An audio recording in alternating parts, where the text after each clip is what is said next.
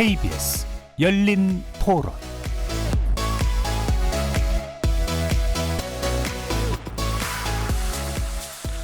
안녕하십니까. KBS 열린 토론 배종찬입니다. 열정은 민원을 부르고 정성은 고소를 부른다. 2026년 오늘 우리 교육 현장의 서글픈 자아상을 상징하는 문장입니다.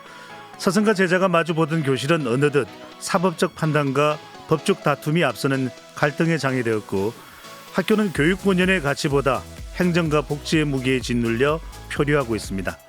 교권의 붕괴는 단순한 교사 개인의 불행을 넘어 우리 아이들이 믿고 기댈 교육 시스템 전체의 위기로 번지고 있습니다. 여기에 AI 대전환이라는 거대한 시대적 파도와 갈수록 커지는 지역 간 교육 격차까지 대한민국 교육은 그 어느 때보다 복잡한 고차방 정식을 마주하고 있습니다. 오늘 열린 토론에서는 대한민국 교육의 미래를 책임지고 있는 두 수장을 모시고 무너진 신뢰를 회복하고 학교를 다시 교육의 중심에 세울 근본적인 해법을 모색해 보겠습니다. KBS 열린 토론 지금부터 시작합니다. 치열한 토론 속에서 더 나은 세상을 찾아갑니다. 올바른 세상을 만드는 첫걸음.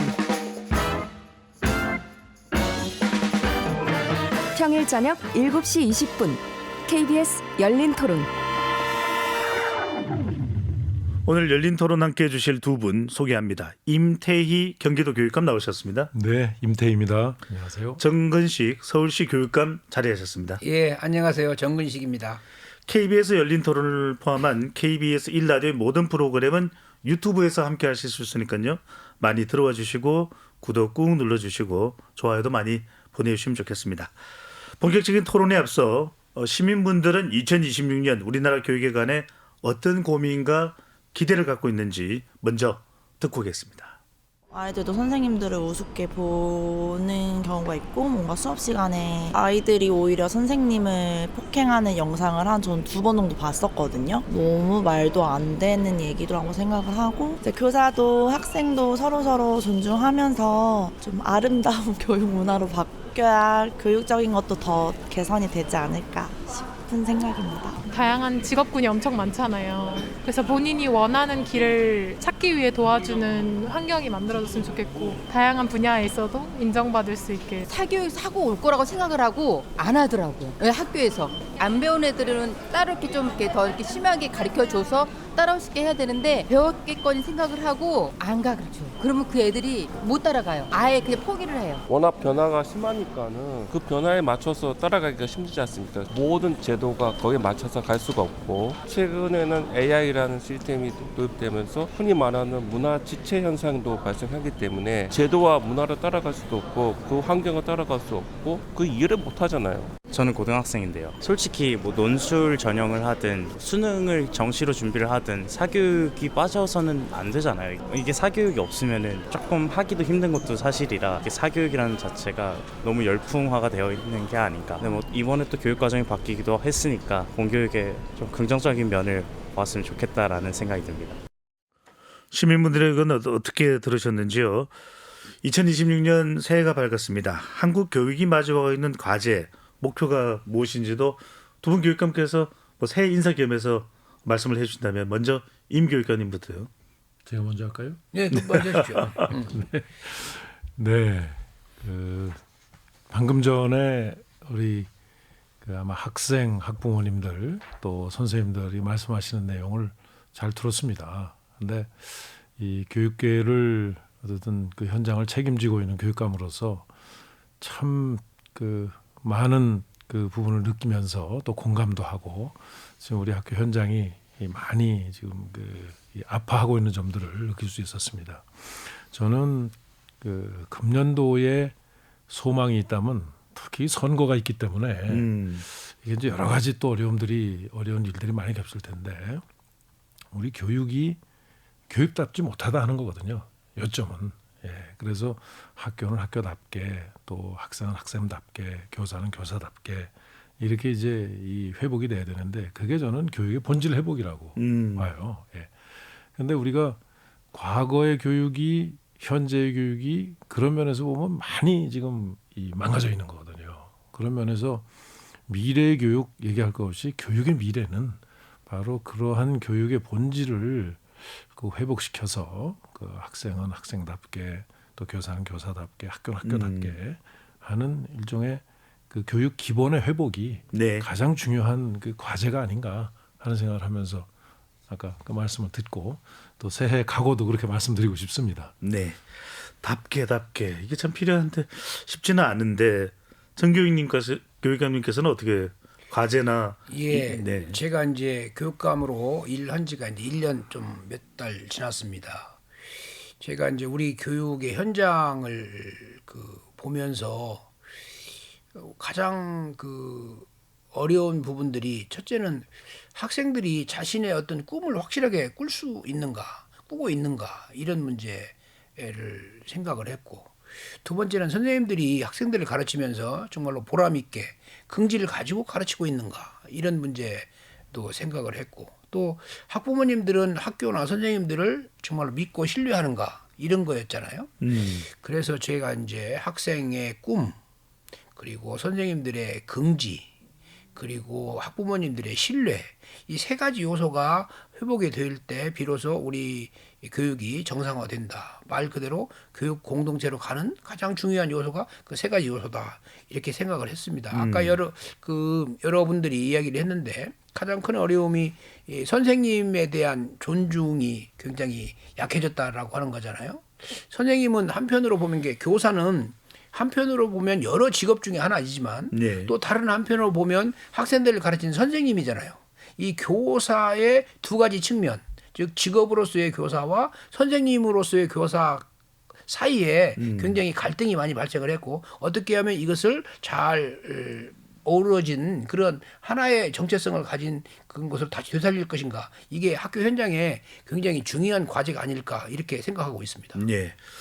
2026년 교육회 신년 교례에서도 교육 시스템 전체가 흔들리고 있다, 이런 위기론도 나오고 있고, 아까 오프닝 때 말씀드렸습니다만 열정은 민원을 부르고 정성은 고소를 부른다, 일종의 이 교육의 사법화가 되는 거 아닌가 이런 우려가 나오는데, 말 그대로 신뢰의 상실입니다. 이런 신뢰가 무너지고 있는 교육 현장인데 결정적인 이유는 어디에 있다고 봐야 될까요? 임 교육관님께서 생각하실 때는요. 네. 사실 우리 사회의 신뢰 현상은 교육만이 그렇지 않죠. 지금 사회 곳곳이 다 마찬가지 아닌가 싶습니다. 예를 들면 정치는 정치대로, 또 예를 들면 이제 정부는 정부와 또 민간의 그 여러 관계에서도 많이 신뢰가 깨져 있고, 또 뭐 기업 같은 데서도 보면 또 그렇고, 그래서 이게 전반적인 현상인데 교육에서 그 신뢰가 이제 깨지는 거는 아까 정 교육감님 말씀하셨지만 교사, 학생, 또 학부모, 이게 이제 교육의 학교를 이루는 제일 중요한 당사자고 공동체인데 이분들 사이에 그 일종의 그 목표가 지금 현재는 조금 공유한다고 할까요? 이게 좀 약하지 않은가 싶습니다. 학생이 원하는 것, 또 교사가 추구하는 것, 학부모가 학교에 대해서 기대하는 것들이 조금 이렇게 다르지 않은가. 그래서 제가 아까 모두의 교육의 어떤 기본을 좀 회복한다 하는 이 말씀을 드렸는데, 제가 왜 그런 현상이 나타날까 보면은, 예를 들면 이제 초등학교나 중학교에서는 그 상당히 그런 부분들이 좀 비교적 덜해요.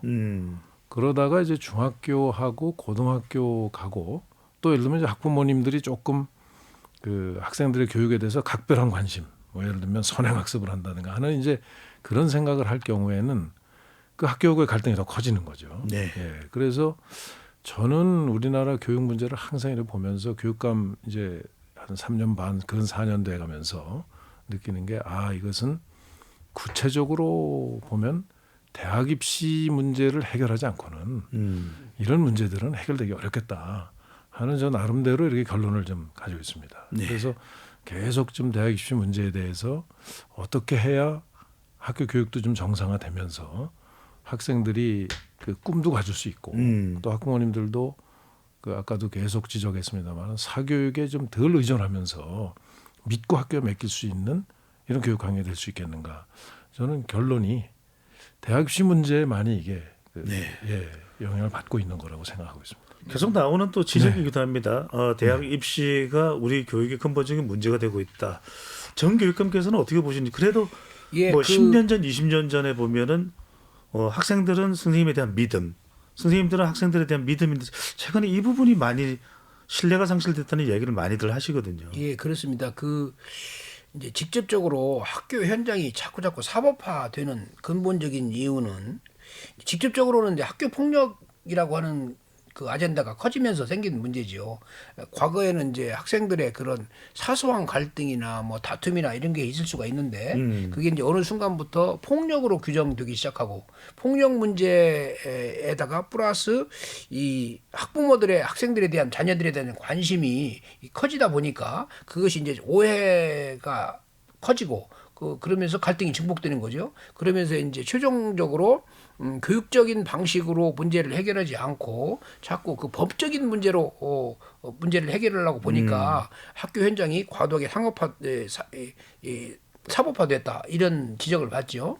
그런데 이제 사실은 그 뿌리에는 왜 학생들 간에 그런 폭력이 자주 발생할까? 또는 때때로 학생들과 선생님들 사이에 학생들이 선생님을 존중하지 않고 왜 때때로 그런 학생들에게 할 수 없는 그런 여러 가지 행동들이 발생할까? 생각해 보면 학생들 사이에 학생들을 규정하고 있는 이런 과도한 경쟁 교육의 문제, 배타적인 경쟁 교육의 문제 이런 것들이 굉장히 그 압력을 크게 만드는 거죠. 그래서 직접적으로는 학교 현장이 사법화되는 이유는 학교 폭력 문제로부터 그 해결 방식을 적절한 교육적 방식을 찾지 못하기 때문에 생기는 문제고 그것의 원래 배경적인 그런 원인으로 보면 과도하고 배타적인 경쟁 교육이 심하다 보니까 학생들과 학생들 사이에 적절한 사회적 관계가 잘 안 만들어지는 거죠. 친구 관계가 잘 안 만들어지는 거죠. 그러면서 이런 문제들이 자꾸 그래서 경쟁 교육으로부터 학교 폭력 문제가 심각해지고 학교 폭력 문제에 대한 교육적 해결이 약해지다 보니까 자꾸적으로 법적인 그런 방법으로 호소를 하는 그래서 학교의 사법화가 이루어지면서 선생님들이 거기에 너무 많이 시달리고 그래서 교권이 추락하고 그런 것들이 악순환이 반복되는 건 아닌가 좀 그렇게 생각을 하고 있습니다. 임태희 교육감이 말씀하신 대로 그 경쟁 교육의 문제를 완전히 해결하려면 대학 구조를 바꾸거나 대학 입시 제도를 바꿔야 하는 문제로 가는 거죠. 그래서 이제 그런 대학 입시 제도나 대학 서열 구조나 이런 것들이 경쟁 교육과 밀접히 연결되어 있고 그 경쟁 교육의 결과로 그 아까 말했던 대로 학생들 간의 갈등이나 학교 선생님과 학생들 간의 갈등이 폭력적인 것으로 정의가 되면서 문제가 심각해졌다 이렇게 판단하고 있습니다. 네. 정 교육함께 이렇게 말씀드릴 것 같아요. 제가 이제 대입제도를 생각하는 것은 이제 모든 게 서열화되지 않습니까? 서열화. 그리고 같은 잣대로 등수를 매기고 이제 서열화를 시키고. 그러니까 학생들 입장에서는 이게 학생들의 경쟁이 무한 경쟁이고 또 어떻게 보면은 이 상대적으로 더 나아서 이제 이 자기가 원하는 걸 쟁취할 수 있다고 생각하니까 자기가 잘해서 가는 것도 하나의 방법이지만 상대방을 깎아내려서 가는 것도 방법이거든요. 그러니까 그게 무한 경쟁 어떤 무한 견제 이게 좀 생활화가 돼 버렸어요 학교에서. 저는 그래서 이런 부분들을 고치지 않는 한은 학교가 정말 학교가 이렇게 될 수가 없다. 그래서 그런 그 회복에 이런 어떤 그 과제를 좀 어디서 찾을 것인가. 저는 뭐 대학 입시에서 찾습니다만은 그런 문제들에 대해서 우리 교육계가 좀 더 깊이 고민하고 학부모님 또 교사들 간에도 좀 어느 공감대 형성이 상당히 필요한 이게 이슈 아닌가 싶습니다. 입시를 바꿔야 된다라는 것은 우리의 또 근본적인 접근이긴 한데 다른 또 현장에서 있는 문제들은 좀 하나하나씩 해결해 나갈 수 있지 않을까라는 생각이 드는데 정 교육감께 계속 좀 여쭤보겠습니다. 그래서 교육부는 앞으로 교사 개인이 아닌 기관이 악성 민원에 대응하겠다 이렇게 발표를 했습니다. 그 민원들은 주로 이제 학부모로부터 오는 경우가 많을 텐데 구체적으로 이런 교사들이 체감할 수 있는 변화 교육감님 어떤 것들이 진행 중입니까? 지금까지는 이제 여러 가지 그런 문제가 발생을 하면 선생님이 개별적으로 개인적으로 감당해야 하는 문제가 너무 컸고 그렇기 때문에 거기서 큰 좌절을 겪고 다시 말하면 뭐 일할 의욕을 상실하고 그랬죠. 네. 그래서 저희 이제 교육청에서는 이걸 개별적인 그런 방식으로 대응하도록 하지 않고 좀 더 집단적으로 어떤 그런 방식으로 이 문제를 해결해야겠다 이런 생각이 많이 지금 커지고 있고요. 그래서 학교에서 일종의 학교 단위별로 민원 대응팀이 만들어지고 또 교육지원청이나 교육청에서 이 선생님들을 이렇게 지원하는 그런 시스템이 발전하고 있습니다. 서울교육청도 그렇고 경기교육청도 그렇고 전국의 모든 교육청에서 그런 선생님들의 그런 민원 대응 방식을 좀 더 적극적으로 지원하고 바꾸는 그런 노력을 하고 있는 중이고요. 서울교육청의 경우에는 예를 들어서 4가지 정도 차원이 있습니다. 우선 법률적인 문제가 발생했을 때 쉽게 법률적 조언을 얻을 수 있는 변호사, 선생님과 동행하는 뭐 100인의 변호사단을 만든다거나 이런 방식이 있고요. 또 한 가지는 이제 굳이 좀 더 무슨 소송이나 이런 것이 발생하게 되면 비용이 발생하잖아요. 그래서 경제적인 그런 지원을 하기도 하고요. 또 어떤 경우에는 이제 선생님들이 위축되거나 힘들 때는 심리적인 지원도 하게 되지요. 그리고 이제 아주 급한 상황이 되면 긴급 행동 지원 차원이 있죠. 그러니까 심리적인 차원의 지원, 경제적인 차원의 지원, 법률적인 차원의 지원, 그리고 긴급 행동 지원. 그래서 서울교육청의 경우에는 교육활동보호 긴급지원팀 쌤119라고 하는 방식으로 선생님들이 위급한 상황에 있을 때 행동 지원을 하는 그런 여러 가지 다양한 시스템이 지금 발전하고 있습니다. 그러니까 이게 단순히 이론뿐만이 아니라 실질적으로도 또 유기적으로도 잘 작동되고 있습니다. 실제로 작동하고 있습니다. 그래서 많은 선생님들이 거기로부터 위로를 얻고 또 안심하고 이런 문제가 발생했을 때 대응할 수 있고 또 어떤 경우에는 이제 민원이 특이 민원의 경우에 우리 흔히 말하는 악성 민원의 경우에는 교육감이 적극적으로 그걸 보호할 수 있는 그런 장치를 발전시키고 있지요. 경기도 사례 좀 말씀드릴까요? 네, 말씀해 주십시오. 경기도는 실제로 저희가 한 1년 이상 이제 제도를 개선을 해서 운영을 했는데 조금 이따 설명드리겠습니다. 그 결과 지난해 11월 말까지의 통계를 제가 보니까 한 50% 이상이 학부모들의 악성 민원이 줄었어요. 현장에서 실제로. 그래서 정말 평소에는 저를 굉장히 비판하던 이 교원 단체에서도 정말 이거에 대해서는 잘했다, 고맙다 이런 제가 얘기를 들은 내용인데 저희는 한 3가지로 압축할 수 있습니다. 하나는 조금 이제 문화적인 측면에서 저희는 이제 신입생들의 경우에는 학부모들이 대개 신입생 때는 학교에 오시거든요. 이제 자녀가 입학할 때는.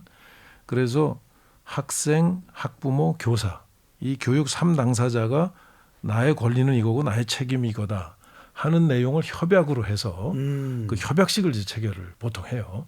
그래서 그게 학교의 상호 존중 협약식이라고 이제 저희들은 명칭을 합니다. 그래서 상호 존중 협약식을 하면 대개 이제 학교에서 어떤 악성 민원이 생기거나 그러면 학부모 단체가 우리 아이의 이 교육권도 학습권도 중요하지만 다른 학생들의 학습권도 존중해 주도록 역할을 한다. 이런 이제 내용이 있기 때문에 그 악성 민원을 제기하는 학부모들을 학부모 단체가 좀 해결을 해 주는 거예요. 그러니까 실제로 학교에서는 개입을 하지 않고도 자정작용 중재 기능이 그렇죠. 있네요. 자체적으로 이제 이 자정하는 이런 기능이 생겼고 두 번째로는 그럼에도 불구하고 그 교사를 상대로 아주 악성 민원이 계속 지속된다. 그러면은 저희는 학교 안전공제회에 교권 보호 업무를 총괄하는 업무를 학교 안전공제가 맡고 있습니다. 거기에. 그래서 학교 안전공제회에는 이제 재원도 있고 가령 인력 풀로 변호사들도 거기에 이제 자문 변호사들도 있고 해서 어떤 역할을 하냐면 자동차 사고가 났을 때 보험회사가 해주는 역할 같은 걸 해요. 그러면은 실제 당사자인 선생님은 뒤로 빠지시고 대리인으로 임명한 다음에 그 학교 안전공제회에서 예를 들면 변호사하고 직원이 가서 악성 민원을 제기한 학부모한테 이제 우리가 대리인으로 됐으니 선생님 말고 우리가 직접 이걸 하겠다. 담당을 하겠다. 선생님께 직접 연락하지 마시라. 연락하면 이러이러한 법적인 문제를 책임을 물을 수도 있다. 하고 하기 때문에 정말 이성적이지 않게 문제 제기를 하는 학부모들의 경우에는 이제는 조심을 하게 되죠. 그래서 저희가 이제 그 두 가지 가지고도 안 되는 경우가 있습니다. 아주 그 뭐 거의 스토커 수준으로 교사들 힘들게 하는 학부모들이 네, 계세요. 갈 때까지 가보자. 그래서 저희는 작년에 그 법무 담당관실에 그런 악성 민원을 제기하는 학부모를 교육활동 방해를 하는 어떤 이 명목으로 고발을 했습니다. 그래서 저희가 지난해까지 한 14명 고발을 했는데 학부모를요. 네. 뭐 어떻게 보다 보니까 학부모를 고발하는 교육감이 됐습니다. 그런데 거기서 효과는 2명이 실형을 받았어요. 경기도에서. 이제 그런 게 현장에 이렇게 이제 그 내용이 확산되면서 굉장히 학부모들도 이게 이제 막무가내로 이렇게 문제 제기해서는 안 되겠다 하는 그 문화가 점차 이렇게 분위기가 잡히는 것 같습니다. 그래서 네. 한 50% 이상 줄은 건 아마 그 효과 아닐까. 저희는 그렇게 좀 해석하고 계속 좀 더 관찰하고 있습니다. 그 이제 가장 큰 문제는 이제 학부모님들과 선생님들 간의 그 관계, 신뢰 회복이잖아요. 네. 이게 이제 소송이나 이런 걸로 가게 되기 전에 좀 더 조정할 수 있는 그런 기회가 좀 더 많아져야 그러니까 하고요. 법적으로 가기 전에요. 그렇죠, 네. 그렇죠. 그런 문제가 있고 제가 생각하기에는 어떻게 하면 그런 소송이나 뭐 이런 걸로 가기 전에 좀 더 상호 이해를 넓힐 수 있을 것인가 뭐 이런 게 핵심적인 포인트고요. 제가 이 학부모님들과 쭉 만나면서 그 이야기를 들었을 때 가장 감동적인 것 중에 하나가 일반적으로는 학부모와 선생님들이 갈등을 일으키면 선생님은 선생님대로 교권을 이렇게 보호하려고 하는 것이고 학부모님들은 학부모님대로 그게 이제 정당한 그 문제 제기다라고 이렇게 주장하잖아요. 네. 근데 이제 그러면 누가 특이 민원 또는 뭐 악성 민원을 판단할 것인가? 선생님들한테만 그걸 맡기지 않고 학부모님들이 스스로 판단해서 학부모님이 제기하는 저러저런 요구는 과도한 것이다. 저것은 특이 민원 또는 악성 민원에 해당하는 것이다라고 하는 판단을 해주면 훨씬 더 자제랄까 이런 효과가 있잖아요. 그래서 어떻게 하면 그런 그 악성 민원으로 발전하기 전에 자제를 하고 중재를 하고 할 것인가, 이런 신뢰 문화를 어떻게 만들 것인가, 이런 문제가 상당히 중요한 문제라고 생각이 되고요. 예.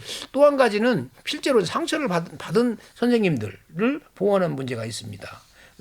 다시 말하면 교육감 입장에서는 심지어는 뭐 선생님들 또는 뭐 교장 선생님들이나 교감 선생님들 중에 상처받은 분들이 아주 많아요. 그래서 저희 서울시 교육청은 그런 상처받은 선생님들, 교장 선생님들을 치유하는 프로그램을 작년부터 발전시키기 시작했습니다. 네. 아주 효과가 좋고요. 너무 많은 위로를 받는다. 다시 일할 그런 에너지를 얻는다라고 하는 그런 반응을 제가 받았습니다. 그런 점에서 보면 예방과 치유라고 하는 것이 한꺼번에 가야 하는 그런 상황이 되었다. 그리고 그런 그것이 발전하면서 어느 정도 이제 학교가 조금씩 정상화의 길로 접어들어가고 있다. 이렇게 저는 판단을 하고 있습니다. 정교육님 말씀하신 김에 실제로 서울의 한 또 초등학교에서도 뭐 크게 알려진 그런 또 사고가 있지 않았습니까? 예, 그렇죠. 그때 대체로 이제 얼마 발령받지 않은 교사가 된 지 얼마 되지 않은 저연차 선생님들 같은 경우는 상당히 고통스러워하거든요. 그렇죠. 이걸 방지할 수 있는 방안도 마련되어 있습니까? 그 저연차 선생님들에게는 좀 더 경험이 많은 선생님들의 그 내부적인 조언과 지도랄까요? 이런 것들이 절대적으로 필요합니다. 그래서 선생님들 사이에서 멘토, 멘티 그런 형태, 그런 관계를 맺어서 좀 더 자연스럽게 그런 선생님으로서의 역할을 충분히 할 수 있도록 그런 시스템을 하나 만들어줄 필요가 있고요. 그런 점에서 이제 내부적으로는 그렇고요. 또 이 교육청 단위에서는 저연차 선생님들 연수를 통해서 이런 것들을 어떻게 극복할 수 있는가에 대한 지원이 절대로 필요하지요. 그래서 이제 그런 맥락에서 심리적인 그런 지원이 예방 단계에서 들어가고 또 문제가 발생한 이후에도 들어가는 그런 시스템이 계속 발전하고 있습니다. 네. 그 점 관련해서 말씀드리면 사실은 학교의 학부모님들이 대부분의 학부모님들은 굉장히 협조적이고 그러세요. 거의 보면 그렇게 뭐 교사들에게 악성 민원을 제기하는 경우는 아주 드뭅니다, 실제로. 그래서 그 드문 경우에는 정상적으로 사실은 좀 대화하거나 이래가지고 되기가 굉장히 어려운 경우가 많죠. 그래서 그런 경우에 저희들이 이제 상처 입은 선생님들은 아마 서울시 교육감님 아까 말씀하신 게 교권보호센터 그런 기능이죠. 그런 치유하고. 교권보호센터도 예. 있고요. 별도의 치유 프로그램도 좀 저희들도 필요한 경우도 있습니다. 저희는 이제 경기도 같은 경우는 교권보호센터에서 이제 그런 치유, 상담 이런 걸 하고 있는데 그래서 이제 학부모님들의 경우에는 가장 그 효과를 보는 게 학부모님들끼리 그 문제는 우리끼리 얘기하자. 해서 학부모님들이 이렇게 좀 그 중재를 하고 해결해 주는 게 효과가 가장 크다는 겁니다. 네. 예. 그런데 이제 그래도 안 되고 아주 이 독특한 학부모님들의 경우에는 대개 이제 처음에 오는 법적으로 뭐 한다고 이렇게 온단 말이죠. 그런데 법적으로도 여기서 준비가 딱 돼가지고 대응을 하니까 이제 그 경우에는 거의 그 단계에서 이제 수습이 되는 것 같습니다. 우리가 이제 경험을 보면 이제 아까 여러 가지 그 말씀 중에 저희가 이제 학부모님들 같은 경우에 가장 학부모님들이 지금 우려하는 게 뭐냐면 선생님들의 교육 활동에 대해서 사실 내 자녀에 대한 애정 때문에 자꾸 그러시거든요. 예, 그래서 이 학부모님들 이런 그 교육이나 학부모님들의 연수 같은 기회를 많이 마련해요. 저희 같은 경우에는. 예. 그래서 학부모님들이 정말 아이들을 위해서 선생님과 학부모는 서로 그런 갈등 관계가 아니고 힘을 합해서 아이들 교육을 잘 시켜야 되는 일종의 가장 핵심적인 파트너다 하는 인식을 자꾸 이렇게 이제 이 어떤 연수나 이런 기회를 통해서 확산하면서 알겠습니다. 학부모들의 인식도 이제 점차 이렇게 긍정적으로 변해가는 것을 느낄 수 있었어요. 많이 이제 소통이 되면 좋을 것 같고요. 자, 또 하나 중요한 게 시대가 달라졌습니다. 이제는 뭐 교권 보호 이야기도 있지만 학생 인권도 필요하다는 이야기도 많이 납니다. 정교육관님 지금 서울시 교육청의 경우에 굉장히 뜨거운 감자입니다. 서울시 의회와의 또 갈등 상황이 벌어지고도 있는데 자, 이 교권 보호, 학생 인권 어떻게 접점을 찾아가고 계시는지요? 이제 서울시 교육청의 경우에 그 학생 인권 조례 그 폐지를 둘러싸고 시의회와 지금 두 차례 이제 충돌이 있었습니다. 네. 다른 그 사안의 경우에는 서울시 교육청과 서울시 의회가 잘 좋은 관계를 맺고 늘 같이 토론하고 그랬는데 이번에는 이제 그 학생 인권 조례를 문제를 둘러싸고는 이제 어쩔 수 없이 서로 다른 입장을 노정할 수밖에 없었습니다. 사실은 이제 제 입장에서는 2024년이죠. 2024년도에 그런 일이 있었는데 왜 똑같은 사안을 다시 또 반복하는가에 대한 저로서는 약간 이해하기 어렵지만 뭐 시의회는 의회대로 나름대로 사정이 있었겠죠. 지금 그렇게 돼 있는데 제가 이제 학생들하고 쭉 얘기를 해보면 가장 큰 오해가 뭐냐면 학생 인권을 강조하게 되면 교권이 추락하는 거 아니냐. 교권 추락의 가장 중요한 원인이 학생 인권에 대한 강조 때문에 그런 거 아니냐라고 하는 거거든요. 근데 사실은 인권은 그런 개념이 아닙니다. 학생 인권이 보장되어야만이 선생님들 다른 사람에 대한 그 인권에 대한 존중도 커지는 거거든요. 그래서 절대로 그 학생 인권과 학생 선생님들의 교권이 서로 충돌하는 것이 아니고 같이 상호 발전해 나가는 그런 관계다라고 하는 것을 강조를 하고 있는데요. 아직도 이제 일부에서는 그럴 걸 잘 믿지 않지만 기본적인 것은 그런 맥락이고요. 전체적으로는 잘 진행될 것으로 저는 생각을 합니다. 다만 이제 근래에 그 학생 인권에 대한 또 하나의 위협이 소위 말하는 혐오에 관한 거지요. 어떤 내용입니까? 예를 들어서 이제 사회적 소수자들에 대한 혐오가 있고요. 그다음에 이제 예를 들면 소녀상을 그게 이제 뭐 입에 담기 어려운 그런 표현으로 다른 방식으로 오도를 하고 있죠.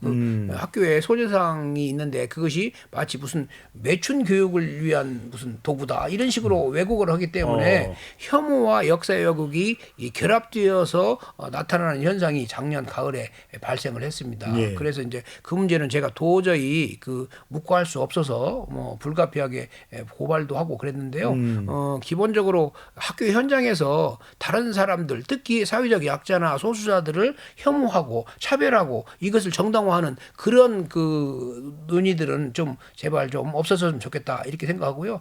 그런 맥락에서 교육감 입장에서는 학교 현장을 보호해야 하기 때문에 많은 여러 가지 사회 단체나 또 선생님들이나 학생들로부터 의견을 듣고 어떻게 하면 그런 혐오나 역사적인 왜곡으로부터 학교 현장을 지켜줘야 하는가에 대한 많은 고민을 하지 않을 수가 없었습니다.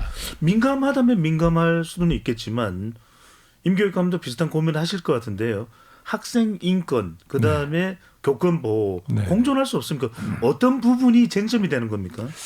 제가 보기에는 그 교권하고 그 학생 인권 이 문제는 사실은 상호 존중하고 존경하는 관계가 되는 거지 이게 사실 충돌하는 관계는 아니거든요. 근데 이제 어느 지점에서 충돌이 나타나냐면 가령 학생들의 경우에 이제 가정에서도 잘 부모님하고 대화가 어렵거나 굉장히 독특한 행동을 하는 경우에 이제 학교 선생님이 통상적인 지도를 했을 경우에 그거에 대해서 이제 반발하고 또 거기에 이제 학생 인권 조례에 보면 뭐 차별 금지 조례나 이런 게 있으니까 누굴 예를 들면 참 너 잘했다 하고 칭찬을 보는 데서 했는데 집에 가서 누군 칭찬하고 나는 안 해주더라. 이게 차별했지 않느냐. 이제 이런 형태의 현장에서의 아주 그 사소하고 어떻게 보면 참 그냥 넘어갈 수 있는 문제들이 이제 문제가 되거든요. 근데 선생님들의 경우에는 일단 그런 문제가 제기되면 선생님들의 경우에는 차별금지법을 위반한 거 아니냐. 이런 선생님들은 이제 압박을 받기 시작하는 거예요. 그래서 이런 문제들은 저희 그 경기도 같은 경우에는 이거는 사실은 아까 말씀드린 상호 존중 협약을 통해서 이거는 법 이전의 문제로 우리 가정의 모든 문제를 법으로 해결 안 하잖아요. 예. 예를 들면 서로 가정사가 있어도 다 숙려 기간이 있고 이렇게 해결하지 않습니까? 근데 학교의 이런 문제들도 사실은 너무 법에 의존해서 이 풀려고 하는 이런 관행들이 조금 저희는 적절치 않다고 생각해서 가급적이면 학교 안에서 그냥 해결하는 이 교육적 해결이죠, 전부 이 문제들도. 그래서 이 아까 말씀드린 상호존중 협약식이나 또 학부모들이 좀 나서주시거나 아니면 학생회에서 그 학생회 자체적으로 우리가 이렇게 약속했지 않느냐 하는 내용으로 해서 그 동료 학생들을 이제 같이 이렇게 좀 그 행동 변화를 위해서 노력한다거나 하는 게 현장에서는 굉장히 상호존중 협약식으로 이게 그 아주 확산되고 있는 걸 저희들이 볼 수 있습니다. 네. 저희 경기도 같은 경우에는 학생 인권 조례 또 교권 조례를 다 통합해서 교육 공동체의 권리와 책임에 관한 조례로다 이걸 통합해서 조례를 만들었는데 그게 원래 이제 조례 형식으로 치면은 학생 인권 조례나 교권 조례가 필요 없게 되는데 그게 이제 의회에서 만든 조례고 이 통합 조례의 경우에는 의회하고 교육청이 협의해서 만들었거든요. 그러다 보니까 의원님들이 만든 그 입법 조례를 폐지하는 건 옳지 않다 해서 저희가 조항을 유사한 규정이 있는 경우에는 새로 만든 이 권리와 책임에 관한 조례가 우선 적용된다 하는 문구를 넣어서 사실상 학생인권 조례는 거의 이제 그 적용될 여지가 없게 이렇게 돼서 현장에서는 굉장히 그 권리와 책임에 관한 이 기본 조례로서 대개 학교의 학칙이나 학생들의 행동 규범이나 이런 걸 정해 나가는데 현재까지는 큰 문제 없이 아주 효과를 거두고 있습니다. 경기도에서는 그렇게 생각하시는데 지금 정교육감께서는 학생 인권 조례도 별도로 필요하다고 보시는 거죠? 지금 이제 저희들이 학생 인권 조례 그 첫 1차 그 파동이 있었을 때 사실은 서울시 교육청에서 그 학생의 인권과 함께 학생들의 책임을 넣는 그런 개정안을 냈습니다. 그런데 그 개정안에 대해서는 시의회가 유감스럽게도 검토를 하지 않고 다시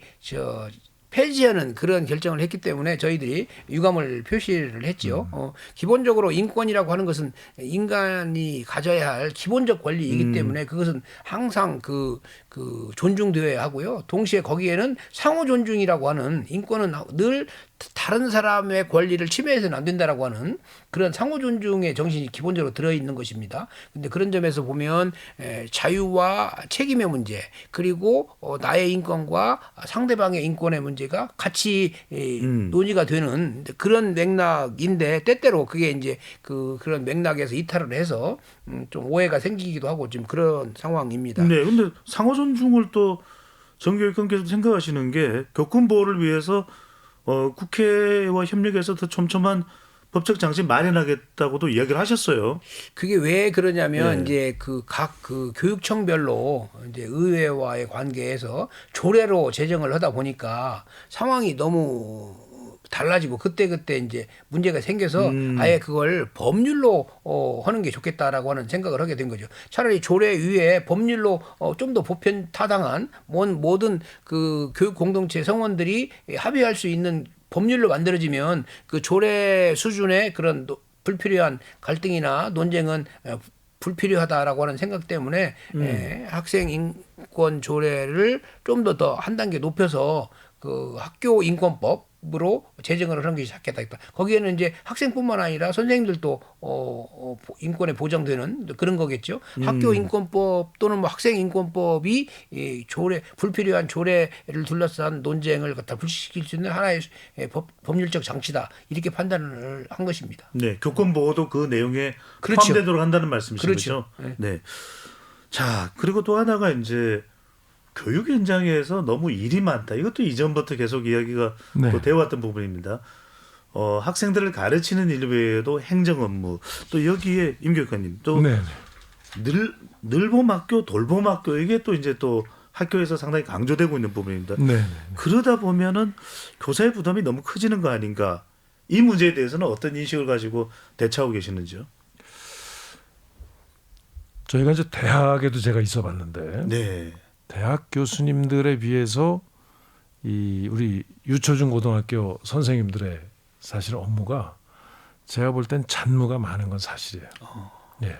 그래서 대학 교수님들은 대체로 보직을 맡고 있는 경우를 제외하면 뭐 이제 그런 행정 업무는 다 그 해주는 사람들이 있죠. 별도 인력이 예, 있죠. 그렇죠. 네. 그리고 교수님들은 오로지 이제 그 강의, 학생들 교육에만 집중을 하는데 우리 이제 유초중 고등학교 우리 그 학교 현장에는 사실은 아이들이 뭐 예를 들어서 현장 체험 학습 간다 그러면 계약하는 것부터 시작해서 그 대금 지급하는 거 뭐 이런 절차들을 선생님들이 주관해서 하시고 또 예를 들어서 선생님이 뭐 무슨 일이 있어서 못 나오시면 대체 선생님을 또 구하고 이러는 것까지 전부 학교에서는 선생님과 관련된 행정을 전부 선생님들이 사실은 분담을 하면서 처리를 하고 계시거든요. 그래서 사실은 선생님들이 실제로 수업하고 학생들의 인성교육이나 뭐 아니면 그 생활지도나 이런 교육에 전념할 수 있는 시간이 절대적으로 사실은 좀 부족한 게 사실입니다. 그래서 저희 경기도는 가급적이면은 이 학교에서의 그런 행정 업무들을 좀 이렇게 줄여줄 수 있는 이런 그 방법이 없겠는가 해서 이제 계속 저희들이 가령 교육지원청에서 공통적으로 하는 거는 전부 이제 모아서 한다든가 예를 들어서 뭐 통학버스를 계약한다든가 교복 업무를 뭐 한다든가 아니면 어떤 거를 일괄적으로 학생들이 어디 갈 때 뭐 계약을 하는 이런 업무가 있다든가 하면은 사실은 교육지원청에는 그런 거를 하는데 굉장히 훈련돼 있거나 익숙한 이런 인력들이 많이 있거든요. 예. 네, 그래서 그렇게 이제 업무를 좀 재구조하는 방법으로 하고 있고 예를 들면 이 저희들이 그 아까 그 말씀하신 내용하고도 조금 이게 겹치는데 저희들이 이제 교사들이 들어오시면서 특히 행정 업무를 어려워하시는 게 간단한 행정 업무를 하실 수밖에 없는데 어려워하는 게 안 해봤기 때문에 그렇거든요. 그래서 선생님들이 모든 선생님들이 수업에 대한 준비는 대학에 다니시면서 다 준비가 돼 있어요. 뭐 실습도 나가보시고 다 실제 하는데 실제로 학부모 상담이라든가 아이들에 대한 생활지도라든가 이런 기본적인 행정 업무 같은 거는 다 낯설거든요. 그래서 이제 그런 거에 처음 시작하는 선생님들이 제일 힘들어하고 거기서 상처를 많이 받으세요.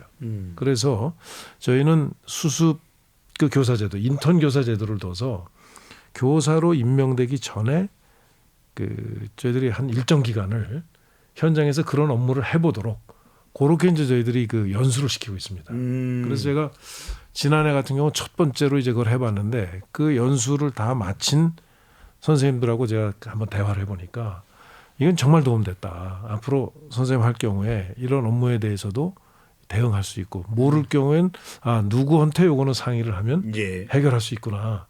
그러니까 어디 가서 해결하면 이건 해결될 수 있겠구나 하는 거를 자기들 나름대로도 알게 되는 계기가 됐다고 합니다. 그래서 이제 그 늘봄학교를 말씀하셨는데 늘봄학교의 경우에도 저희들은 선생님들이 학교 안에서는 학생들의 이 기본 기초 교육을 좀 중점적으로 하시고 가령 학교에서 다 하지 못하는 그 부분을 저희들은 밖에서 그 공유학교라고 하고 있거든요. 학교 밖에서 예. 그런 업무를 대신해 주는데 늘봄학교의 경우에도 사실 학교에 이 좀 선생님들께 부담을 주는 건 사실이거든요.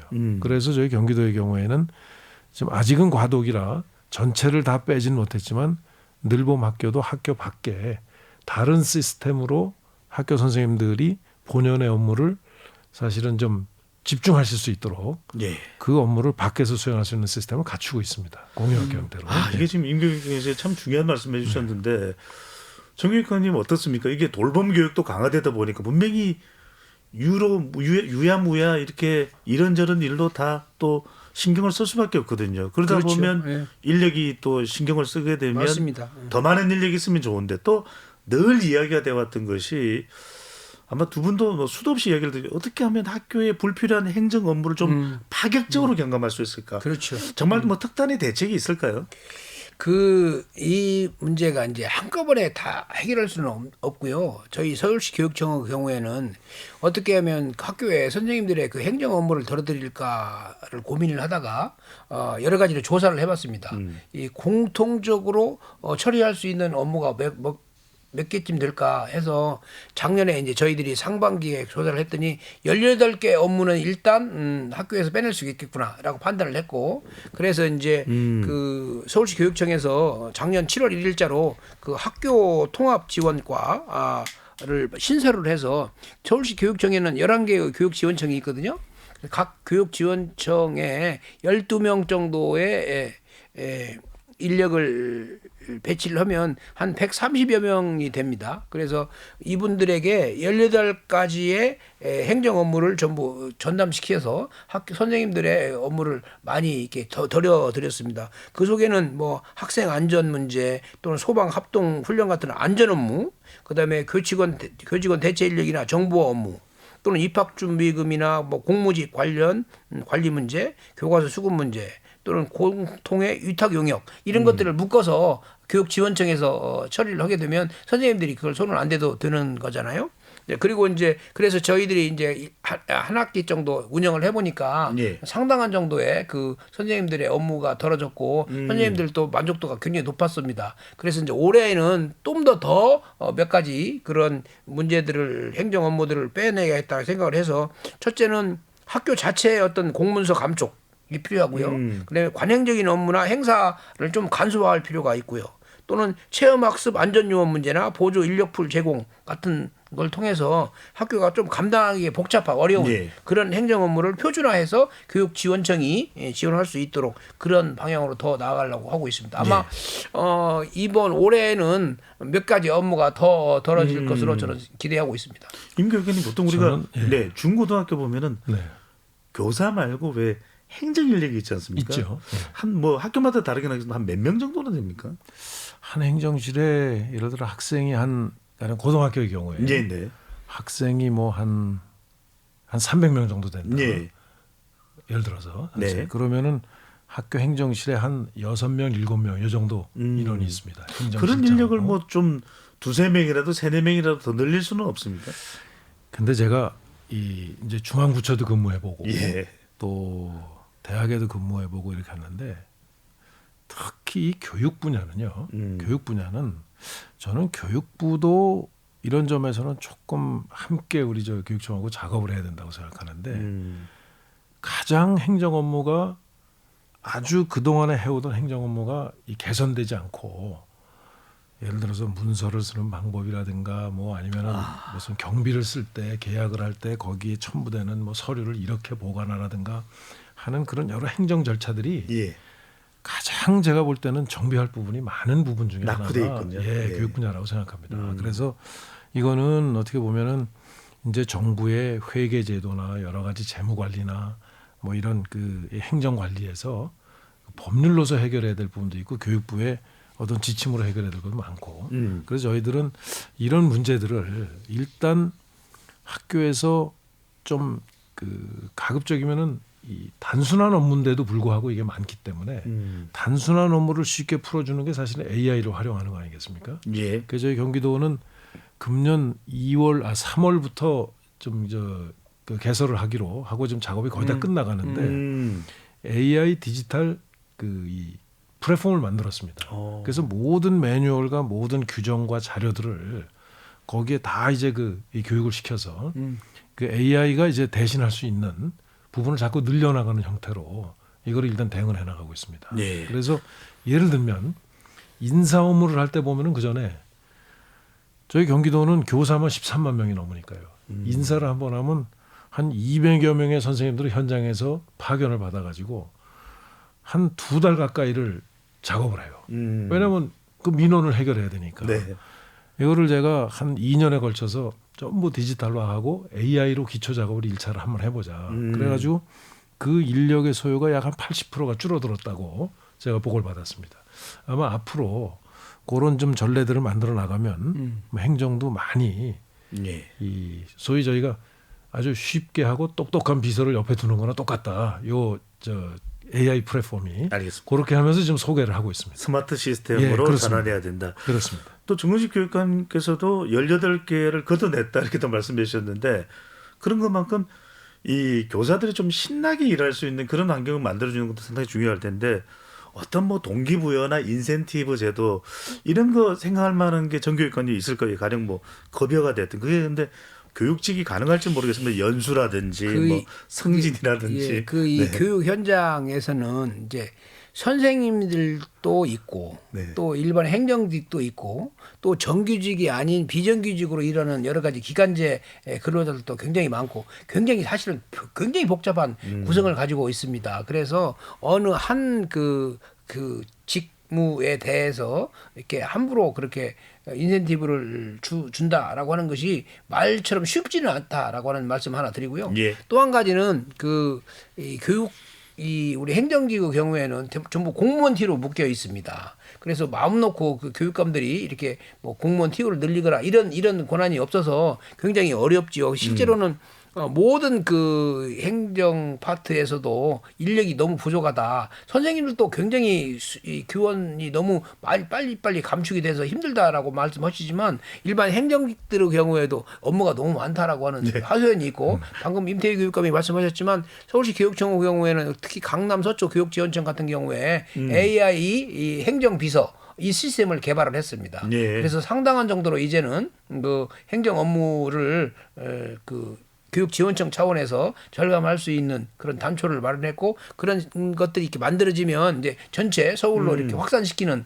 그런 시스템을 지금 구축해 나가고 있는 중입니다. 여러 가지 다양한 분야에서 그 AI를 활용한 행정 업무의 축소 그런 시스템이 이제 2026년부터는 본격적으로 교육 현장에 도입될 수 있다라고 하는 생각을 하고 있는 중입니다. 네. 교육감님 이런 좋은 시스템이 서울 교육청 또 경기도 교육청뿐만 아니라 전국적으로 상호 공유가 됩니까? 지금 현재는 경기도도 이제 개발 단계이기 때문에 공유까지는 안 되고요. 뭐 예를 들면 이제 이런 거 있습니다. 뭐 이 조금 요거하고는 관계가 있기도 하고 없기도 한데 예를 들면 이제 선생님들이 지금 일이 많아지는 게 예를 들면 이제 선원 수정 시험을 본다 이게 평가를 한다. 그러면은 되게 뭐 이런 민원 저런 민원 그다음에 채점이 잘 됐느니 못 됐느니 하면서 막 이제 여러 가지 선생님들 힘들게 하는 일이 생기거든요. 예. 그래서 선생님들은 그러다 보니까 객관식 사지선다형으로 내거나 이래가지고 이제 학생들을 평가하는데 이게 학생들의 미래 역량을 기르는 거하고는 너무 거리가 멀죠. 그래서 저희가 이제 AI 선원 수령 평가 시스템을 개발을 했어요. 개발해가지고 계속 좀 시험 그 현장에서 한번 테스트를 해보니까 상당히 그 한 95% 이상 사람이 하는 거나 AI가 하는 거나 일치를 해요. 그래서 저희가 그걸 한번 교육감님들한테 소개를 했더니 몇몇 교육감, 부산이나 뭐 울산이나 몇몇 교육청에서는 우리 경기도 거 공유하자 해서 저희가 이거는 경기도 혼자 쓰려고 한 게 아니니까 얼마든지 공유하자 하고 그렇게 하고 있습니다. 아마 서울도 저희 경기도 거하고 유사한 시스템을 개발해서 지금 자체적으로 쓰시고 있는 걸로 알고 있습니다. 지금 그렇죠? 서울에서는 이제 작년에 그걸 개발을 해서 66개 학교에 시범 운영을 했고요. 아주 좋은 성과가 있어서 올해에는 이제 한 120개 학교 정도에다가 적용을 해보려고 합니다. 알겠습니다. 잘 되면 내년에는 이제 전체로 갈 수 있을 것 같고요. 아까 혹시 이제 각 교육청에서 좋은 그런 사례들이 있으면 공유하는 시스템이 있느냐? 저희들이 2달 만에 한 번씩 교육감 협의회에서 있고요. 그리고 거기에서 각 교육청별로 이렇게 자랑할 만한 성과가 있으면 그게 공유를 합니다. 그런데 물론 뭐 이런 막 전국적으로 동일하게 가는 건 아니지만 각 교육청에서 만들어지는 좋은 제도들은 서로 배우고 또 서로 질문도 하고 토론도 하고 그런 시스템이 있긴 있습니다. 네, 알겠습니다. 지원 시스템이 아까 이제 그 서울 교육감님이 18가지 말씀하셨잖아요. 네. 근데 예를 들면 서울은 어느 지역이든지 되게 비슷한데 경기도는 연천, 포천, 가평이나 여기하고 예를 들면 과천이나 성남이나 분당 이런 데하고는 너무 여건이 다르거든요. 알겠습니다. 그래서 조금 그 지역에 맞는 저희들은 그 대처를 해야 되기 때문에 그렇게 한 가지로 다 뭐 통합하거나 하기는 굉장히 예. 어려워요. 두 분 말씀 듣다 보니까 정말 교육, 교학 상장이라는 또 표현도 또 떠오릅니다. KBS 열린 토론 잠시 참여 안내 로고 듣고 2부로 이어가겠습니다.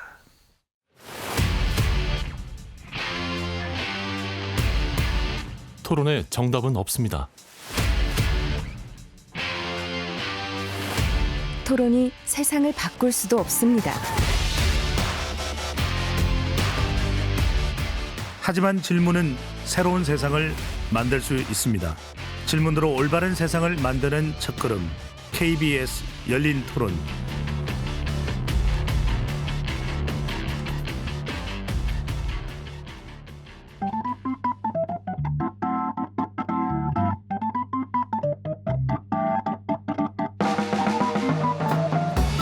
세상을 바꾸는 질문, 열린 토론이 시작합니다. KBS 열린 토론은 언제나 열려 있습니다. 단문 50원, 장문 100원의 유료 문자 샵 9730 그리고 KBS 어플리케이션 콩으로 여러분의 의견을 남겨주세요. KBS 열린 토론 2부 이어가겠습니다. 2026년 교육계 현안을 묻다라는 주제로 진행하고 있습니다. 스튜디오에 두 분 교육감 나와 계시는데요. 정근식 서울시 교육감, 임태희 경기도 교육감 함께하고 있습니다. 자, 아까 이제 입시 이야기를 하셨는데 결국 이제 초중고 교육의 문제는 결국 입시로 귀결이 된다 이렇게도 볼 수 있습니다. 물론 이건 대학 입시입니다. 그래서 네, 그렇습니다. 예. 두 분 시도 교육청에서 다룰 수 있는 또 사안은 또 아닐 수도 있어서 그럼에도 불구하고 각 교육청에서 추진적인 입시 개혁 방안 이 부분도 좀 우리 대학 입시 교육에도 포함도 될 수 있는 부분이니까요.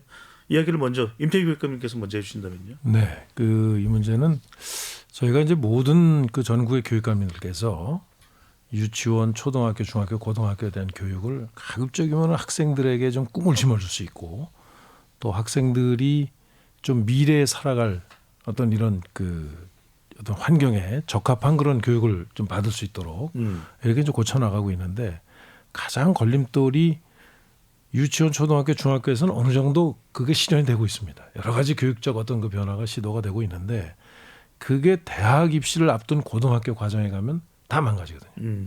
그래서 소위 이제 그 학습 성장 곡선이라는 게 이렇게 우상향이 돼야 되는데 한 중학교 고학년 고등학교 되면 이렇게 거꾸로 내려간단 말이죠. 네. 이제 그게 이제 우리나라의 지금 교육 현실인데 이래 가지고는 대한민국의 미래를 교육이 열어나갈 수는 없다 하는 판단에서 제가 2023년 그 하반기부터 좀 굉장히 고민을 하고 여러 토론을 해서 저희들 나름대로 이제 우선 그 공감대가 중요하기 때문에 저희들 나름대로 준비를 하면서 우리 교육감님들께 이거는 우리가 같이 공동 과제로 추진하자 해서 지금은 이 전국 교육감 이 회의에서 이걸 공동 과제로 추진하고 있습니다. 그리고 제가 이제 대학 총장님들의 모임인 그 대학교육협의회죠. 거기하고도 논의를 했고, 그리고 이제 지금 국가교육위원회에서도 마침 이 입시제도는 좀 굉장히 아주 집중적으로 연구할 좀 준비를 하고 있고, 또 교육청 중에서 서울시 교육감님은 지난해 말에 이 여러 가지 저희가 발표한 내용하고 상당히 유사한 내용의 안을 좀 발표를 해주셔서 이게 이제 어떻게 보면 교육감님들 차원에서는 준비가 어느 정도 돼가고 있다고 볼 수 있습니다. 그래서 이제 2032년 입시 문제를 빨리 결정을 해가지고 지금 이제 공개를 해줘야 되는데 왜냐하면 4년에 한 번씩 하게 돼 있거든요. 네. 그래서 이제 지금 국가교육위원회에서 준비를 하는데 차제에 이제 교육감 협의회 또 대학 총장님들의 어떤 협의회, 그다음에 교육부 당국, 그다음에 국가교육위원회 사자의 좀 실무자들이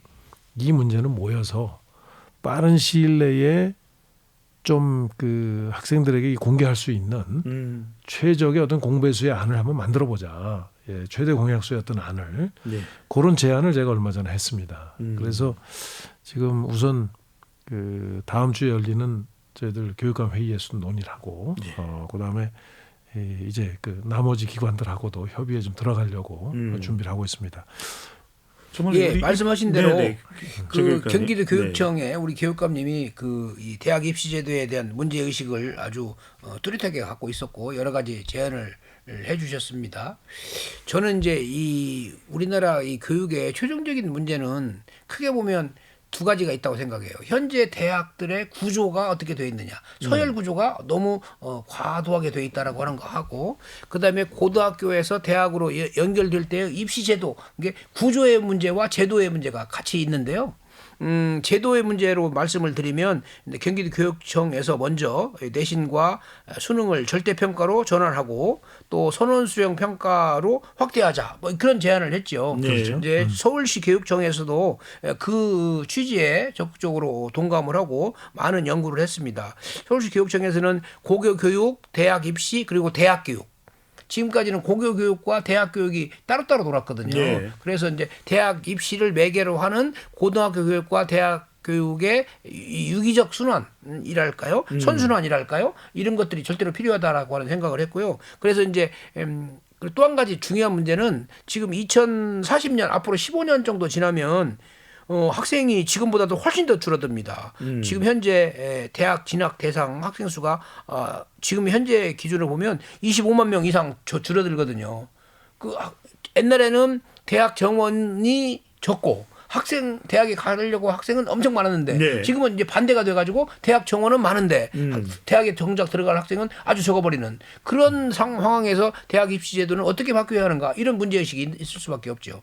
그래서 저희들이 이제 3단계로 바꿔야겠다. 첫째는 당장에 앞으로 2년 후에 2028년도 경우에는 지금 작년에 고교 학점제가 도입됐잖아요. 학점제. 네. 그렇죠. 고교 학점제의 취지에 맞게 대학 입시 제도를 맞추는 것이 2028년도의 중요한 과제다. 이제 그런 맥락에서 진로 융합 선택 과목 대신에 내신 절대평가 전환이라고 하는 즉시 개선을 할 필요가 있고 좀 더 아까 말씀하신 대로 2032년도 즉 2033년도부터 적용되는 거죠. 거기에는 내신과 수능을 전면적으로 절대평가로 바꾸고 그 선원수령 등을 도입해서 미래 영역을 평가하자 이런 제안을 했고요. 예. 좀 더 길게 2040년도 정도에 가면 지금과 같은 그 오지선다형 그 수능 제도는 이제 별로 필요가 없다. 그런 점에서 그때 가면은 이제 고교 학점제를 할지 성취 평가 제도를 할지 이런 것들이 안착한다는 전제하에서 수능을 폐지하고 학생들의 성장 이력 중심으로 대학 입시가 바뀌어야 한다. 이렇게 3단계의 로드맵을 저희들이 제시를 했습니다. 네. 그 로드맵에 대해서 많은 분들이 뭐 우려도 하기도 하지만 전체적으로 보면 공감한다. 또 어떤 분은 야, 이 수능 제도를 그렇게 오래 끌고 갈 필요가 있냐? 이런 오히려 너무 늦다. 이런 그런 제안도 해주셨고요. 하여튼 전체적으로 미래형 대입 제도에 대해서 왜 교육감들이 이 얘기를 하는가? 저는 이제 우리 김태희 교육감님도 대학 총장 경험이 있지만 저도 네. 오랫동안 대학에 있었기 때문에 기본적으로 과거에는 교육감들이 초중등 교육을 책임지기 때문에 초중등 교육만 얘기했습니다. 그런데 결과적으로 초중등 교육의 문제를 해결하려면 대학 입시 제도와 대학 구조 개편이 절대로 필요하다라고 하는 인식이 네. 교육감들 사이에서 싹 텄고 대학 경험이 있는 경기도 교육감님이나 제가 좀 더 적극적으로 이야기를 하게 된 것이 아닌가 그런 생각이 듭니다. 네. 저희들의 제안은 제안이고 최종적으로는 국가교육위원회나 교육부가 잘 논의를 해서 저희들의 제안을 그 취지를 적극적으로 받아들여서 개선을 해 주십사라고 하는 그런 거죠. 제가 보기에는 서울교육청이나 경기교육청의 경우에는 국가교육위원회나 교육부가 현명한 결정을 할 수 있도록 충분한 자료를 제공하고 또 어느 정도 우리가 이 초중등 교육에서의 개혁의 성과를 구체적으로 자료로 제시하고 이런 것들이 저희들이 해야 할 일이 아닌가 이렇게 판단하고 있습니다. 임 교육감께 안 여쭤볼 수가 없습니다. 네. 그러다 보니까 오바마 전 미국 대통령 같은 경우는 우리 교육을 크게 칭찬하지만 최근에 AI 시대의 미국 전문가들은 한국 교육 이대로 가면 안 된다. 모든 게 대학 입시에 다 올인이 되어 있다. 그렇죠. 집중되어 있다. 심지어는 초등학생들부터 특정 대학을 준비하는 그런 사교육 시장이 불붙던 그런 모양새거든요. 그래서 공교육을 정상화하기 위해서는 고등학생들도 고3까지 제대로 교육을 할 수 있고 그래야 선생님들의 교권도 제대로 설 수 있다는 얘기를 하는데 미국은 대체로 뭐 SAT 제도가 있습니다만 이런 것이 정착되는데 우리 사회는 참 그게 안 되거든요. 의대 가야 된다. 또 어디 특정 대학을 가야 된다. 네, 그렇죠. 끊어낼 수 있는 방법. 뭐 정교육감님께서 정말 사자후를 토해내셨는데 어떻게 보시는지요? 그러니까 미국 같은 경우에는 이제 대학이 어느 정도 그 자기들 기준에 의해서 이 학생을 우리 학교에 입학시켜서 얼만큼 성장하게 할 것인가 하는 부분을 감안해서 뽑게 돼 있죠. 예, 그래서 뭐 우리식으로 예를 들면 가령 우리가 흔히 얘기하는 미국 대학에 갈 때 하는 뭐 무슨 시험을 반드시 시험을 잘 본 사람이 시험을 못 본 사람 몇 점 차이 지는 사람보다 반드시 이 사람은 되고 조금 점수 낮은 사람 안 되고 이러지 않거든요. 여러 가지 그 미국에서는 여러 각도로 평가를 해서 과연 이 사람이 우리 학교에 와서 정말 우리 학교의 여러 방침에 맞는 그런 기조 속에서 준비가 돼 있는가, 예, 공부할 준비가 돼 있는가 이걸 보거든요. 근데 우리는 그 동안에는 그런 건 전혀 관계없이 어떻게 보면은 시험이 학생들이 문제 푸는 기술 중심으로 지금 사실은 평가를 해서 그 획일적인 잣대에 의해서 학생들을 선발을 하니까 지금 미래 사회에서 우리가 아까 제일 모두의 이 교육의 미래에 대해서 고민했는데 네. 사실 앞으로 학생들이 살아갈 세대는 과거에는 우리가 이게 정답이고 이 길로 가야 이게 올바른 것이다 하는 모범이 있었습니다. 뭐 일본을 따라가자, 미국을 따라가자, 독일을 따라가자, 이스라엘 따라가자 이렇게 했는데 지금 대한민국은 사실 그런 시대는 아니거든요. 예, 이제 우리가 새로운 걸 만들어 나가지 않으면 사실은 뒤처질 수밖에 없는 지금 이런 상황이니까 그러면 교육에서 이렇게 무슨 문제 푸는 기술이나 암기력이나 이걸 볼 게 아니라 창의력, 사고력 또 어떤 어려운 문제에 대해서 처음 닥치더라도 자기 주도적으로 문제 해결을 어떻게 할 것인가 하는 역량을 이제 길러야 되니까 그런 방향의 대학 입시가 맞지 않다 이겁니다. 지금 네. 대학 입시는. 그래서 아까 이제 정은식 교육감께서 얘기한 대로 대학도 변해야 됩니다. 이제 대학도. 지금까지는 대학도 사실은 제일 간편하긴 뭐 줄 세워가지고 딱 커트라인 해가지고 뽑으면 제일 편한데 이제 그게 아니라 대학에서도 우리 대학의 특성상 어느 분야를 어떻게 우리는 이 준비하고 있는데 거기에 맞는 학생을 어떻게 선발할 것인가 하는 방법으로 대학에서의 선발도 바꾸고 특성화도 좀 해야 되고 이제 그런 것들과 관계없이 지금 우리 제도는 이제 우리 그 아까 말씀대로 창의력과 이런 그 문제 해결력 또 사고력 이런 걸 평가해야 되는데 알겠습니다. 그래서 그게 지금까지는 뭐냐면 공정한 평가 방법이 없지 않느냐 이게 굉장히 걸림돌이었어요. 네.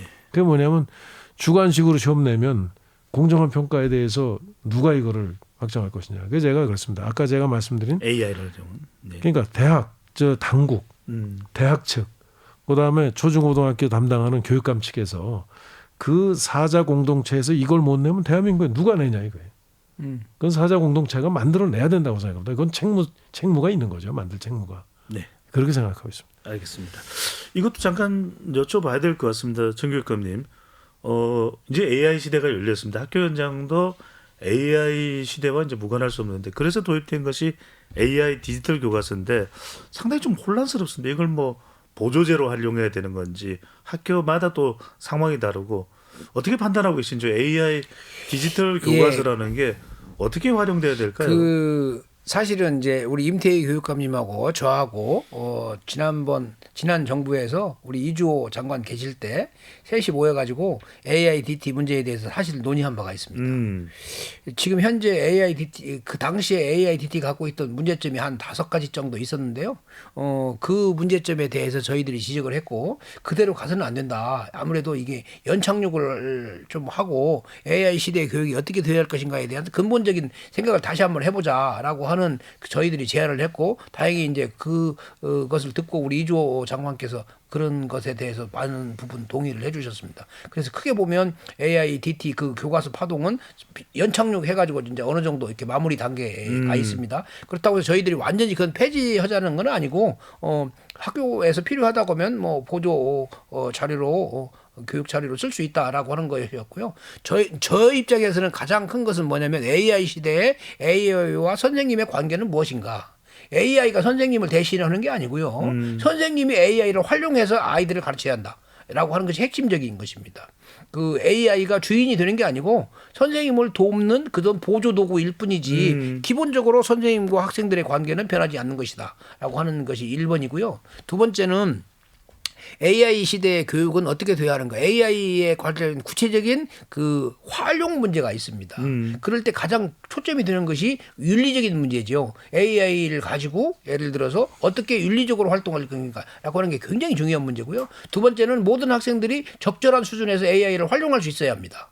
AI 리터러시 문제가 있는 거죠. 네. 세 번째는 이제 세계적인 맥락에서 보면 AI를 둘러싼 미국과 중국의 개발 경쟁이 있습니다. 그러면 그런 개발 경쟁에서는 한국은 어떤 위치에 있어야 하는가라고 하는 고민도 있을 수밖에 없죠. 일부에서는 AI 개발 역량도 우리가 키워야 하고 전체적으로 보면 학생들이 적절한 수준의 AI 활용 능력도 키워야 하고 더 중요한 것은 AI가 윤리적으로 잘못되지 않도록 제대로 쓸 수 있도록 AI 윤리 교육도 해야 하고 이런 그런 그 과제가 있는 것이 보이고요. 네. 제1 원칙은 선생님이 주도하는 AI 활용 을 좀 더 높여줘야 하고 AI를 사용할 때는 세 가지 그 영역에서 바르게 되어야 한다라고 하는 거고요. 그래서 서울시 교육청에는 이제 그런 문제를 해결하기 위해서 그 서울대학교, 연세대학교, 서울시립대학교와 함께 AI 교육센터를 협력을 해서 만들기로 했고요. 네. 그다음에 이제 피지컬 AI 경우에 이른바 로봇이나 반도체의 경우에는 또 서울과기대학하고 MOU를 맺어서 로봇 융합 교육센터를 만들기로 했습니다. 그래서 이제 이 AI 시대에는 필연적으로 이 과거와는 달리 대학과 중고등 또는 초등등 교육이 연계될 수밖에 없는 측면이 있거든요. 그래서 이제 그런 맥락으로 서울시 교육청이 차분차분 준비하고 있고요. 아마 경기도 교육청에서도 유사하게 준비하고 있지 않을까 생각하고 있습니다. AI를 교육에 이제 결합하는 이 문제는 저희 경기도 같은 경우에는 경기도 교육청은 두 가지 관점을 생각했습니다. 네. 하나는 뭐냐면 학생들에게 맞춤형 교육을 해야 된다. 학생들에게. 그런데 학생들에게 맞춤형 교육이 필요한 것은 미래의 학생들이 자기가 잘하고 자기가 좋아하는 어느 분야든지 다 꿈을 꿀 수 있도록 해줘야 되거든요. 과거에는 뭐 똑같이 교육을 시켜서 아날로그식으로 똑같은 유형의 인재를 길러냈지만 지금은 안 된다. 그런 맞춤형 교육이 학교에서 가능하게 하려면 어떻게 하는가. 선생님들이 사실은 인력의 한계가 있습니다. 그죠? 노력의 한계가 있기 때문에 그 데이터를 학생들에 관한 데이터를 과학적으로 사실은 수집이 돼야 되거든요. 네. 그러려면은 AI 시스템을 활용하면 그게 저절로 된단 말이죠. 저절로. 그러면은 그 시스템 속에서 학생들을 맞춤형으로 교육시킬 수 있게 된다. 하나는. 그러니까 선생님의 노력을 선생님의 그 여러 가지 품을 많이 줄여드리는 거죠. 이제 그런 측면에서 이제 AI고 두 번째로는 이런 AI 디지털 시대의 학생들이 AI 디지털에 대한 환경에서 자유롭게 활동하도록 사실은 교육이 돼야 된다. 하는 두 가지 이제 목적이 저희들이 있었습니다. 이제 그렇게 해서 교육부의 AI 디지털 교과서 이 문제가 처음에 그런 데이터를 과학적으로 모으고 그다음에 학생들에게 맞춤형 교육을 시키고 이런 관점에서 된 게 아니라 AI를 교육에 그냥 단순히 좀 이 여러 가지를 다양하게 활용하는 측면에서 주로 이제 이 아마 그 도입에 대한 이 생각을 하지 않았나 싶습니다. 이제 그러다 보니까 이제 플랫폼하고 그 흔히 데이터가 축적되는 플랫폼하고 디지털 교과서인 콘텐츠를 같이 묶어놔 가지고 이제 그것 때문에 이제 그 국회에서 지난번에 교육 자료로 하느냐 교과서로 하느냐 하는 데 대한 문제가 조금 그 혼선이 있었습니다. 이제 지금은 이미 이제 정리가 돼서 각 지금 전국의 교육청들이 대개 자기 나름대로의 플랫폼을 가지고 학생들의 여러 학습 상태를 과학적으로 데이터를 모아서 교육할 수 있는 그런 준비를 하고 있다는 점에서 지금 이제 AI 교육 전환에 의미가 있다 하겠습니다. 알겠습니다. 정 교육관님. 그 AI 시대의 교육에 아이러니가 하나 있습니다. 우리가 AI를 많이 이야기하고 논의를 할수록 어떤 문제가 있냐면 학생들이 실제로 읽고 묻고 스스로 판단하는 힘을 어떻게 할 것인가. 이 판단하는 힘을 AI에 맡길 것인가 아니면 스스로 판단하게 할 것인가라고 하는 굉장히 중요한 문제가 있죠. 그래서 AI 교육이 강조되면 될수록 그 반대편에서 어떤 문제가 발생을 하냐면 독서 교육. 독서를 통해서 자기의 상상력을 키우고 다른 사람과의 토론을 할 수 있는 능력을 기르고 그걸 토론을 통해서 다시 자기의 견해를 재정립할 수 있는 그런 힘을 어떻게 기를 것인가. AI 교육이 강화될수록 독서 교육과 토론 교육이 더 중요해진다라고 하는 게 하나 있고요. 두 번째는 AI도 결국은 뭡니까? 그 디지털 시대의 그런 자극 교육에 대한 그런 노출이잖아요. 네. 그럴수록 학생들이 마음을 제대로 안정하고 할 수 있도록 그래서 저희들은 명상교육이랄까요? 이런 잠시 멈추고 자기를 돌아볼 수 있는 명상교육의 중요성도 커지고 있습니다. 네. 독서교육, 명상교육, 자기를 돌볼 수 있는 그런 교육 기회 이런 것들이 더 많이 이 AI 시대에 더 필요해진다라고 하는 역설이 그렇죠. 재미있는 그래서 이제 AI 시대, 거지요. 맞아요. 그래서 AI 시대가 될수록 사실은 교사의 역할이 더 중요해지는 것 같아요. 지금 말씀하신 부분들이 그래서 분별력 있게 쓰게 하는 것, 사고하게 하는 것, 또 AI를 예를 들면 활용해서 진짜 그 폭넓은 이런 독서나 이런 걸 통해서 하는 이런 과정들이 다 교육의 이제 선생님들 역할이시거든요. 그래서 네. 저는 선생님들의 AI를 통해서 맞춤형으로 시킬 수 있는 데이터, 그다음에 선생님들의 품을 줄여드림으로 해서 선생님들께서 지금 이제 교육감님 말씀하신 그런 부분에 더 학생들을 알겠습니다. 지도할 수 있는 이제 시간적 좀 여유를 만들어 드린다 하는 이제 그런 의미를 저희들은 AI에서 찾고 있습니다. 두 분께서 유독 AI를 힘줘서 말씀하시는 거 보니까 정말 중요하다는 생각이 중요하죠. 듭니다. 열띤 토론을 하다 보니까 어느덧 시간이 다 됐습니다. 마무리를 해야 될 시간인데 두 분께 마지막으로 2026년 병원년 붉은 말의 해입니다. 가장 부각되어야 될 학교의 가치가 무엇인지 그리고 교육감으로서 어떤 역할을 하실지 끝으로 1분씩 한 말씀 듣고 마무리하겠습니다. 먼저 임태희 교육감부터요. 저는 제가 누차 말씀드렸듯이 학교는 교육 공동체가 함께 만들어 나가는 사실은 이 교육의 일종의 기본 터죠. 기본 터입니다. 그런 점에서 이 교육 구성원들 간의 상호 존중이 없으면 얘는 깨진다. 상호 존중 그리고 그 상호 존중을 바탕으로 한 일종의 이제 이 협력의 신뢰라고 할까요? 협력과 신뢰 이런 부분들이 가장 중요한 학교에서 저는 회복해야 될 가치라고 생각합니다. 이제 그런 점에서 지금 그 동안의 여러 그 학교의 상황이 한꺼번에 아마 되기는 어려울 겁니다. 그래서 저희들도 상호 존중 협약식을 합니다만은 잘 되는 데도 있고 그게 아직 미흡한 데도 있고 그래서 학부모님들께 이제 협조도 구하고 하는데 조금 좀 학부모님들께서도 그렇고 학교 현장에서도 좀 그 인내심을 가지고 기다리면서 그래도 우리는 법이나 무슨 규정이나 이게 아니라 우리의 이런 문화를 통해서 이 학교의 문화를 이 상호 존중의 관계와 신뢰를 회복하는 이런 관계로 가져가자 알겠습니다. 하는 게 저는 가장 중요한 가치 아닌가 싶습니다. 정 교육감님. 저는 이제 우리 교육이 과거에 경쟁 교육으로부터 저는 이제 그것에 대한 상대 개념을 협력 교육이라고 불렀거든요. 어떻게 하면 협력할 수 있는 그런 역량을 길러주는가 이런 거고요. 두 번째는 과거에는 엄밀하게 말하면 지식 전수 교육이었습니다. 이제 AI 시대에는 이 지식 전수 교육이 별로 그렇게 그렇지 않죠. 그래서 어떻게 하면 역량 기반 교육을 좀 더 강화할 것인가. 전체적인 공동체적 협력의 문화 속에서 어떻게 하면 실제로 사회에서 필요한 역량 기반 교육을 제도화할 것인가. 이게 앞으로 우리 교육이 나아가야 할 굉장히 중요한 그 과제이자 숙제다. 이렇게 생각하고 있고요. 최종적으로는 저는 이제 얼마 전에 신년 인사회 때 말씀드렸습니다만 학생들의 성장을 돕는 교육 체제를 확실하게 2020년대 하반기에는 만들어야겠다. 이게 이제 저의 소망이기도 하고 숙제이기도 합니다. 알겠습니다. 두 분 말씀 듣다 보면 교육은 너무나도 중요하고 국가 발전에도 또 사회 발전에도 백년 대계라는 생각을 다시 한 번 더 하게 됩니다. 오늘 함께해 주신 임태희 경기도 교육감, 정근식 서울시 교육감 두 분 말씀 고맙습니다. 감사합니다. 감사합니다. 지금까지 KBS 열린 토론 배종찬이었습니다.